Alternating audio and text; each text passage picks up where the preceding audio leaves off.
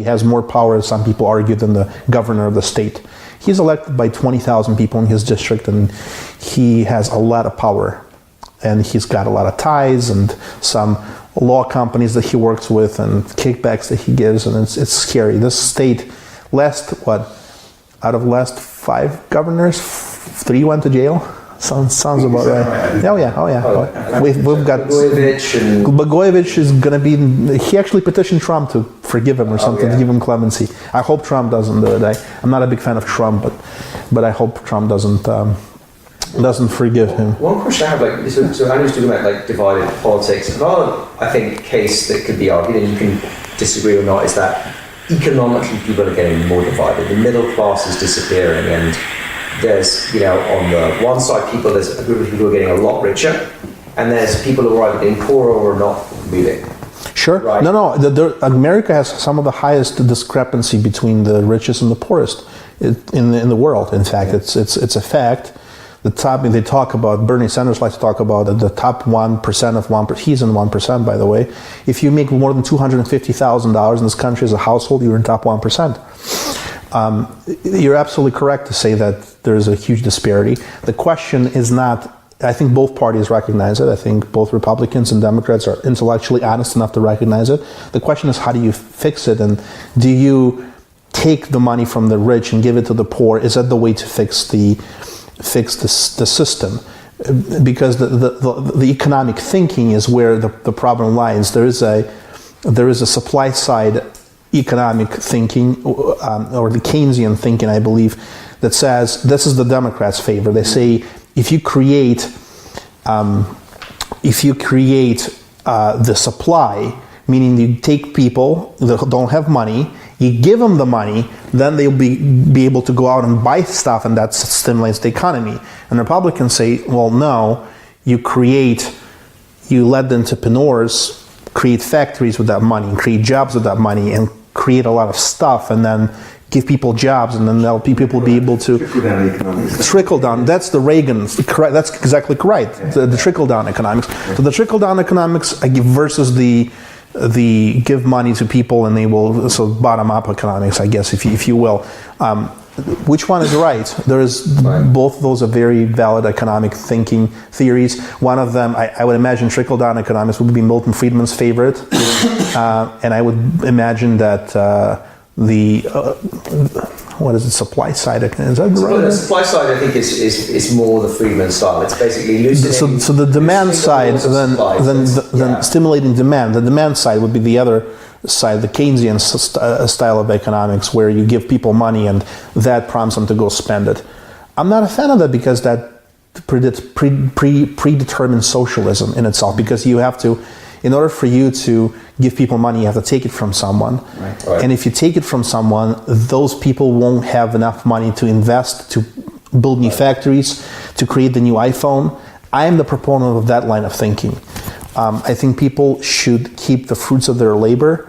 And I do happen to believe that taxation, for the most part, is theft, as Andrew Napolitano said, who's a libertarian judge who was a Superior Court judge in New Jersey. I'm a big proponent of his thinking. It's a libertarian thought, I guess. It's a more Republican way of thinking in terms of economics. There is a big disparity. How do you fix the disparity? I happen to argue that I believe that the minimum wage should be abolished completely. People should be free to hire people based upon their skills.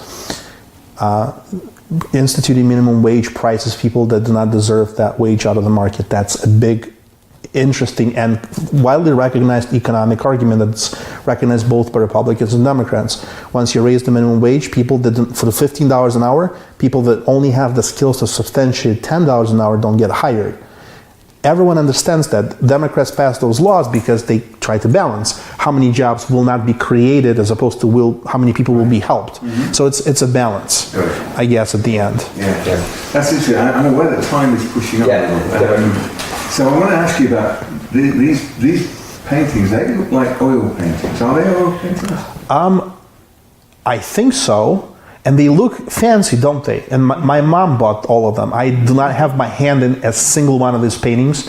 My mom is a big fan of Venice and Italy. Yeah, so that's Venice, and that's also, I think that may be Positano, but So down in Naples, but but you didn't choose that. So. No, my mom was beautifying this place way before. I don't have, unfortunately, the artsy style. My mom bought all these paintings and she put them up here, thankfully, and this makes this place look more stylish, I guess. I was wondering because they are probably quite, or they probably were quite expensive and probably would have some value. Knowing where she bought them at Marshall's. Okay. It's a cheap store, so I don't know if she ever spent more than $50 on these. They do look like they cost much more, but I don't think any of these paintings cost more than $50 or $60. Maybe I need to keep going to the art appreciation class. That's the thing. There's a lot of stuff. People that taste wine, the professional wine tasters. I saw a very interesting show. They were given upscale wine, and then they were given crappy wine that cost like cupcake or cost like $10 a bottle.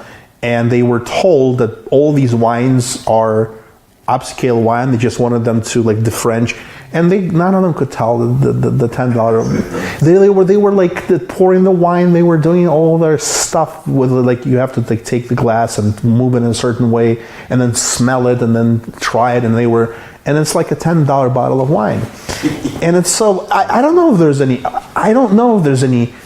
Because you go to what's considered art these days, and in the museum, it's truly scary, because they do have these menstrual blood paintings, which is crazy. There are paintings in museums. There was a very popular painting called Piss Christ, where they had. Yeah. Have you heard about it? Yeah, the one that was in the Brooklyn Museum. Yeah. And the latest, which makes me really. Only in America this would happen. This is great because this is a free country. In Guggenheim Museum, there was an exhibition. I think the exhibition is now gone. It was an exhibition of a gold-plated toilet, which was inside of the bathroom stall, and it was an actual exhibition. And people for money could sit on it and take a dump into the toilet. It was made by an Italian sculptor. The issue is not there was a toilet, whatever. The name of the exhibition was America. That only in America could you do something like this and get away with it. In my country where I was born, if somebody would put a toilet in a museum called Belarus and people could shit on it, that person would be executed by the president, or they would disappear. Same would happen in Russia. Right. This is the how horrible people, the type of what passes for art today, but also the testament that we live in a free country and how lucky we are that we live in the place where somebody could create a piece of art called America, where people can shit in it and nobody gets killed for this type of stuff. I hear you. So we're going to go drive shortly. Yeah. But sure. Before we do that, I'm curious about whether, because these aren't your choices, and I was wondering about whether they said something about you. Are things important to you, Leo? I mean, you spoke a lot about deferring. You have a lovely home, but are the things in this home important to you in any way? Do they say anything about you and about the man that you are?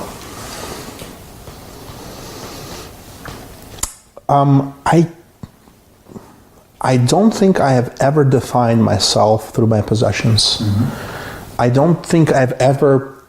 No, it's not correct. I actually, I've probably one of the ways that I've tried to, if there was ever a place where I would splurge, was my cars. Right, so that was probably the only thing that I probably purchased cars that were great cars. And give me an example. So right now I have a Nissan Altima, which is a mid-size sedan, same as Toyota Camry. But I've been a big Nissan guy my entire life. I've always owned Nissans. And I've always liked Nissan Maximas. I've had 4 of them. And those cars are not cheap. They're probably, today, they start at about $33,000. And I've always enjoyed driving those particular cars. Until, well, this last time that I decided that it's probably not a good idea to invest into those cars that much. Because I've been buying new cars or leasing new cars, like I stopped buying used cars until I could afford to no longer do so. But just to give you an example, a 2-year-old Maxima, my car, the one that I have right now, is a 2017 with 26,000 miles. I bought it brand new. I paid, after taxes, about $21,000 for it. And I have a loan, I'm paying the loan off. It's a 2-year-old car with 25,000 miles. If you go on Auto Trader right now and look up 2017 Nissan Altima with 25,000 miles, it's about $11,000. The car lost half of its value. And Maximas do as well. So I thought to myself, shit, I'm buying a new car, I'm paying 35 grand for it. 2 years down the road, that freaking car is worth 17 to 15 grand. Like, why am I doing that? I mean, it's just the car is losing so much value. So I stopped buying Maximas because they're hungry. They're beautiful cars, but they eat a lot of gas, and I don't feel like those cars used to be kind of like cars where I was single, so I could have a better car, so I can attract girls. They would be impressed with the current car I was driving. I don't need to do that anymore. I feel like I'm old now. I don't even have a radar detector anymore. I used to speed all the time. Judges in the courthouse used to know me by my first name. I'm kidding you not. I had the best radar detector that cost like $400. I don't speed anymore. I just don't feel the need to. And this is why I know it's time to settle down now, because I don't really want to speed. This is how you know, gentlemen, that it's time to create a family. You don't want to speed anymore. That is the benchmark that you want to judge yourself by. So I seriously messed up because I have a family and my kids are grown, but I still speed. See? You have a need for speed. Do you have a radar detector? No, I don't. You should get one. No, I like the risk. Don't do that. He's not telling you one thing. He lives in Los Angeles. Yeah, it's impossible. Oh, yeah, like what? I can speak to the end of my driveway. You live in what Elon Musk, the best, brightest mind of our generation, defines as soul-destroying traffic. Yeah, there's a good. I thought it was an amazingly good description. Chicago, by the way, has the 3rd worst soul-destroying traffic. We spent our day in some of it. Yeah. It's L.A., New York, Chicago. Right. But by the way, you guys had the tunnel just completed. Musk just completed some kind of a tunnel in L.A. He's working on it still, I think. Is he still working? He's not done yet? I don't think so. No, he's been a little distracted by the Model 3 Tesla. And sending rockets into space. Yeah. And there's that as well. And smoking pot on Joe Rogan podcasts and being investigated by the FEC and everyone else. This guy. But back to you corrected yourself. You said that actually cars are a way for you to say something about you to the world. If I've ever splurged in my life, first of all, when I buy something, for example, if it's a piece of technology, I don't ever cheap out. When I buy something and I know that I will have it for a while, when I bought this TV 3 or 4 years ago, it was one of the best TVs. Not anymore by a long shot, but it was one of the first 3D TVs that had 3D on it, whatever. When I buy the computer, it's got to be one of the latest computers, because in 2 months it won't be anymore. And for some time, when I was in my 20s, my car defined my success, I guess. So thinking back to it, the vehicles that I was driving were kind of a little bit conspicuous consumption products. I was buying them to kind of show off to the female population that I'm successful, which I no longer have a need to do because my priorities have changed in life. But that's probably the biggest purchases that I've made to kind of define me. Yeah. So I want to ask you one more thing before if you don't mind, we go take a drive. But you were talking about defining your success when you were younger through the car that you drive. We had a conversation about ambition. Have you heard any car brands, any car makers use the phrase in their advertising, drive your ambition? Pursuing perfection, yes. That was Lexus. I think still Lexus. Drive your ambition. The Shift commercials were Nissan for some time. They might have. No, I haven't. Can you tell me who it is? I can tell you who it is, but I won't right now. Sure. Because I'm curious about when you hear that, I'm recognising I'm not saying it in the way it will be said in the commercial. What is it that you think? What does drive your ambition mean? It means drive something that you truly aspire to. Okay. So something that you really want, something that you really work towards, something that you really desire, that's what you should drive. Right. That's kind of what it sounds like to me. Yeah. And if you saw an ad and you saw a car that got your interest, would that strapline stay with you, that phrase stay with you, do you think, and get your attention? It probably depends on what car. Okay. Because I have in my mind a certain, immediately when you said drive your ambition, there are certain cars in my mind that I've placed this particular slogan on, which car could possibly be. What came to mind? Which particular vehicles came to mind? Either Japanese luxury brands such as Lexus, Infiniti, and Acura, or one of the German cars, such as a Mercedes or BMW, or maybe even an Audi. Mm-hmm. If I said it was actually a slogan that Mitsubishi used, what would you think? Yeah, Mitsubishi hasn't been relevant in a long time. Relevant? Yeah, you don't hear about them anywhere. I don't remember last time I drove past anywhere and there was a Mitsubishi dealership. I don't remember last time I saw a Mitsubishi dealership. If you press me to name you a Mitsubishi car, I could, and the first one that would come into mind would be a Lancer, just because it's a sporty car and it was used in the Fast and the Furious, and this is what sports people or racers like to race. An Outlander. I used to own a Mitsubishi. In fact, I am lying. I didn't. My mom did. But girls that I drove around thought I did, but I was too young to own. It was a Diamante. It was a luxury, beautiful luxury car that was a shitty made and really bad quality because it fell apart. But it was a beautiful, really outside and inside, it was a beautiful, beautiful car. It was just bad quality. Right. I don't even know. I don't have a single friend that owns a Mitsubishi. Right.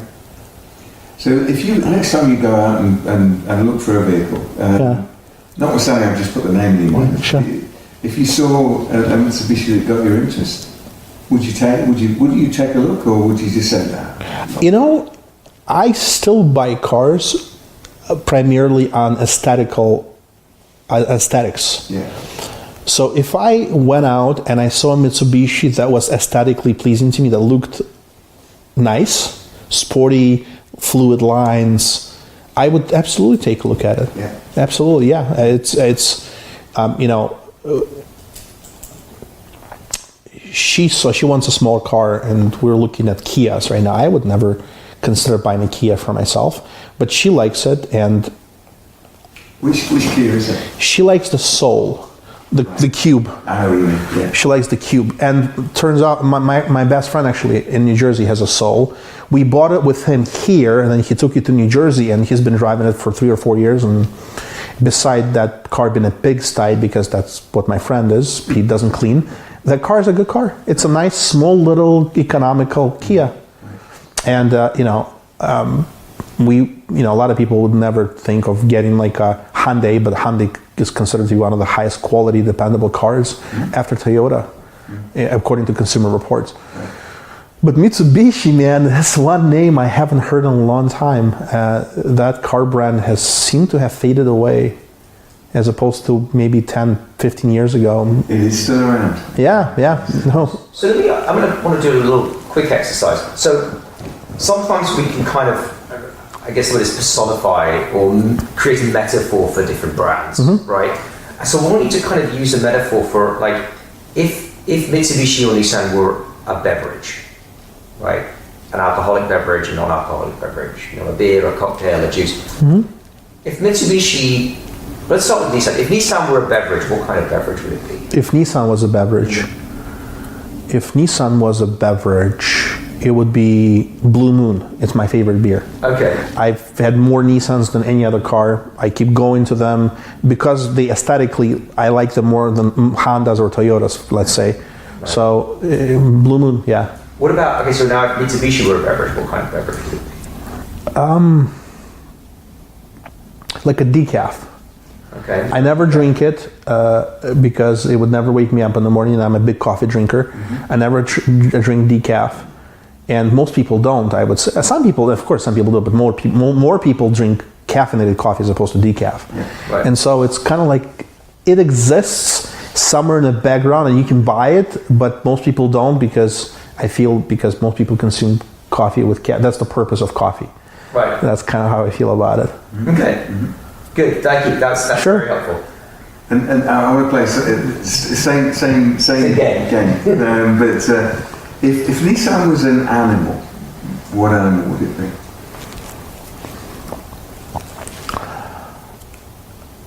A British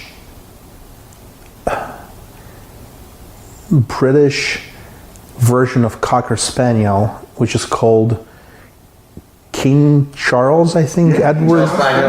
She's obsessed with it. She showed me the dog and I fell in love with it. Not the normal Cocker Spaniel, but there's a King Charles. Yeah. They're the most they're most adorable. Yeah. And I would get one, but you can't have dogs in this condo. But I told her I will get it in Florida, maybe. But it's the most adorable, the most beautiful, and again, we're talking about aesthetics, beautiful dog, right? So that's probably the type of feelings that I get by driving a Nissan car, and the type of feelings that dog solicits. I think I would be very happy having a little puppy like that at home. And same question, but Mitsubishi, what animal would a Mitsubishi be? A sloth. You never see them anywhere. You might see one or two in the zoo, but most people I would never know what a sloth is unless I saw Ice Age. Yeah. And he was it's a nice, adorable character, but they're very rare animals. I feel like you don't normally see them. Yeah. And that's how I feel about a Mitsubishi.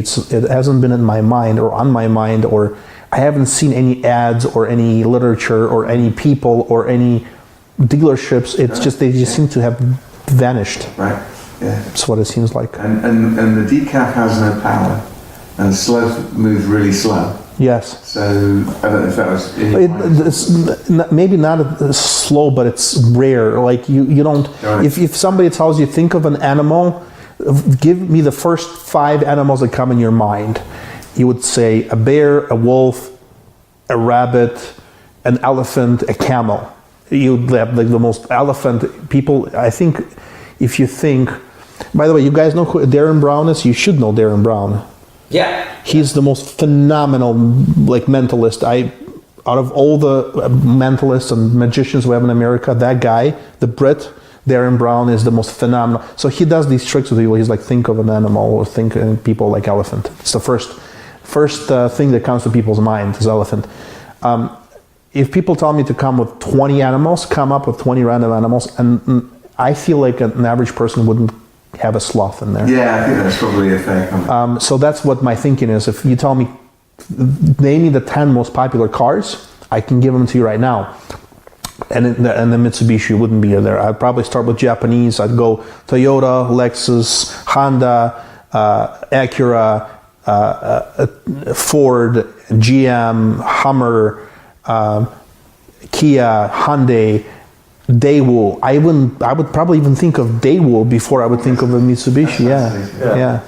Cool. Yeah. Thank you, Leah. Yeah. Let's go. Let's go for a drive. Yeah. All right. Let's go. So actually, hold on. Do you want to take that question again? Because now I'm rolling. Okay. Yeah. So the technology regarding technology in cars, certain technology is valuable. Navigation system, for example, has become obsolete to me. The last Maxima that I had, that I leased, the model that I had, the SV or the cell model, came with navigation. I probably used it one time just to see what it was like, and then for the next couple of years that I had the car, I didn't turn it on once because I have my phone and I have my Google Maps, and I don't have to pay to update the Google Maps. It's always up to date and it's always the latest version. Right. With the Nissan navigation system, if you get it, you have to spend every year $100 or something to that extent to update it. Why? I can get it for free with Google. So navigation inside the car is completely obsolete now. Okay. Now, some of the features that this car doesn't have that the other cars that I had, and they were very, very useful during wintertime, is heated steering wheel, for example. This car does not have it, and it's not a problem during summertime. However, when the winter rolls around, kind of like right now, having a heated steering wheel is important, because when you're grabbing your steering wheel and it's really cold outside, it's much more pleasant to grab the steering wheel while it's warm. Right. So that's one of the things that I don't have in this car right now, but it wouldn't probably hurt to have it. It would be a really good option. The remote start that these cars come stock with now is a very, very cool feature. The fact that there is a rear backup camera in this car is a very, very good feature as well. In fact, it is now mandated by U.S. government that every car produced has a rear backup camera, which is a very useful thing. I can say honestly, it's maybe not in the suburbs as much, but when I go to the city and I do parallel parking in there, it's very useful to know. Because now you don't have to guess when are you about to hit the car in the back of you. Now you know exactly when you can stop and go forward and go backwards. Leather in the car. In fact, there is good things and bad things to having leather in your car. This car does not have leather, and so when I get into it, when it's really hot or really cold, the car has a normal temperature. Winter time, when you get into a car that has leather gets really, really cold. I have had cars, my previous cars with sunroof. I never open it. It's like one of those features that I compare a sunroof to a tablet. I have a tablet at home. I bought it. I may have used it once or twice. It's one of those things that it's new technology, you want to have it, but once you have it, you're like, what do I need it for? I have a cell phone and I have a laptop. What do I need a tablet for? One of the features that is helpful in Chicago winters, most cars have it now. This car surely is the anti-lock braking, which helps a lot when come January and it starts to uncontrollably snow and you don't have dry roads, you have a whole bunch of mess on the roads, and I would say that anti-lock braking probably saved me from accidents more times than I can remember. Right. So that's a very positive feature. I'm curious about something. Did you ever think about getting a car with all-wheel drive? No. Tell me why not? Well, very likely because I don't have that much. All-wheel drive is pertinent in a couple of different situations. Number one, you get better traction during the wintertime, no doubt. And also people that want to do off-roading. I was never much into off-roading, and during wintertime, I drive very carefully in so far as not to allow this car to be front-wheel drive. In fact, let me get into accidents and not stop in time. But the biggest issue that all-wheel drives, the responsibility that you have with that is, number one, cars that are all-wheel drive for the most part are more expensive, and the second, which is a more important consideration, they're significantly, a lot of times, they eat significantly much more gas. Oh, interesting. So they're much hungrier, if you will. This car gets exceptionally good gas mileage, but I don't even know, like this actually for 2019, this car is now a turbo for the first time ever. They've never had Altimas made with turbo. Now they have turbo, so maybe they'll make it into an all-wheel drive. I actually wouldn't mind getting a car that would be a 2x4. Like I could turn on the all-wheel drive when I needed it, when it was snowing, right, but then I could turn it off for summer. Yeah. But they don't have the only time when you can do that is when you have like a huge, like a full-size Jeep or something, like a full-size SUV, when you can have a 2x4. If you have like a normal sedan like this, if you have an all-wheel drive, it's an old-time all-wheel drive. You can't really turn it off. What about SUVs? Did you ever own one? Do you like them? Never owned an SUV. I considered a Nissan Murano. There was a time that I was actually